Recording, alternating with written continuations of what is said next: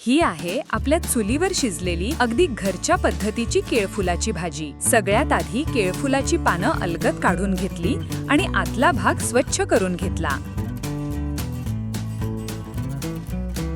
नंतर हे बारीक चिरून घेतलं आणि काळं पडू नये म्हणून पाण्यात भिजत ठेवलं।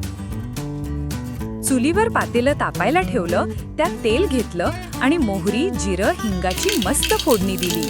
त्यात चिरलेलं केळफूल आणि शिजवून घेतलेलं काळं वाटाणं घातलं। सोबत हळद, तिखट, गोडा मसाला आणि चवीनुसार मीठ सगळं छान एकजीव करून चुलीवर शिजायला ठेवलं। मंद आचेवर भाजीला मस्त वाफ आली की त्यात थोडासा गूळ आणि ओलं खोबरं घातलं। आपली गरमागरम चविष्ट केळफुलाची भाजी सोबत नाचणीची भाकरी। तुम्ही ही नक्की करून बघा।